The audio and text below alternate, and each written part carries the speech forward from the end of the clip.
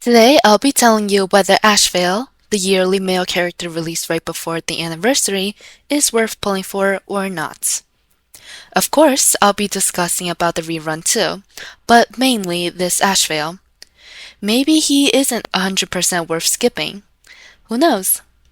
Before that, let's talk about today's sponsor, Enjoy GM, a website where you can buy Oniric shards for your Honkai Star Rail account at an extremely cheap price compared to the in-game store. On Enjoy GM, you can get up to 33% discount on all your purchases. Today, I'll be buying this monthly pass that only costs $3.39, whereas the in-game price is $5. So, as you can see, it's much cheaper to purchase stuff off Enjoy GM. All you need to do is give them your UID and server location, and the order will be sent straight to your account in no time. As you can see, I've safely received the monthly pass. Don't forget to use the link in the description to register and top up to support my channel and get extra discounts. Anyways, as you might have known, Ashveil is getting memed as a must skip. And the memes refer to his status as a DPS. They are saying that post-nerf, Ashveil is a literal T3 DPS. This is actually not all that accurate at all, seeing as he still has feats compared to previous DPSs, even if it isn't all that impressive. The problem with most people is that they're judging Ashveil solely as a DPS, whether because they think he can only work as a DPS, or because they think everyone is way too weak to even deserve to stand in the same team as their GOAT Ashveil. This level of glaze towards Ashveil is particularly contributing to why people keep saying he's ass, since they'll only look at his DPS potential and nothing else, as that what they've been conditioned to look at. This level of glaze towards Ashveil is partially contributing to why people keep saying he's ass, since they'll only look at his DPS potential and nothing else, as that's what they've been conditioned to look at. He used to be able to one-cost zero-cycle Nigador, but now his cost taken is around 3 times higher, which is, coincidentally, the same cost what is needed to do a face-out zero-cycle with him. Even though the damage distribution might favor him, this boss is still lightning weak and win-res while being AoE, so the conditions were skewered to begin with. The point is that despite what people tried to push, hypercarry isn't even the be-all, end-all of this character. Whether a new follow-up unit will release or Facial Nova Flare will drop, it doesn't matter.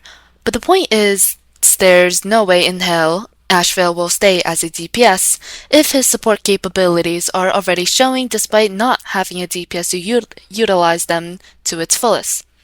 If you've seen some clears from the future, even Nova Flare Zila might have synergy with him, which is honestly quite crazy to think about. You'll be able to direct her follow-up skills after all. As to whether he's worth pulling for right now, it depends on whether you like investing in the long game. On one hand, 3.2 beta looks horrendous. On the other hand, Hoyoverse will most likely buff their flagship. The safest play would be to see if he's needed for any supposed new DPS, or even Facial Nova Flare, then pulling when he reruns. But if you want to make your Facial better right now, then you can just pull him. As for the rerun, Hyacine is actually a really high value unit if you're playing Mono Rem or any HP scaling team. The buffs she offers is better than any other supports. I call her a scam sometimes, but honestly the gap between her and a different support is quite apparent in most clears outside of just raw 0 AV. If I had her, I would be able to zero cycle this plight, the next one, and the one after that. She has the most broken E6 in the game in terms of raw DPS increase too, while having ridiculous E1 and E2 for Mono Rem. Her idolins are probably second priority in vertical Mono Rem, with first being Siren's E6. If you don't have Rem team though, she goes from top tier support to just a healer, so I wouldn't pull her unless you're going straight for the E6 of course. Sustains in the big 2026 don't really exist at all unless they offer something huge to the team, which Hyacine actually doesn't if you look past her BIS team. Instead of looking at her like a sustain, you need to look at her like a specialist support, since sustains are valueless.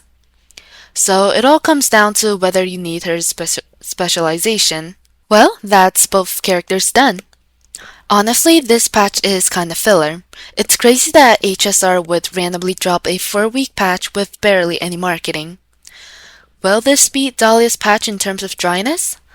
Probably not, since it's fast, at least. Doesn't matter if it's boring or dead if it's fast. That's all for today, and I'll see you in the next one.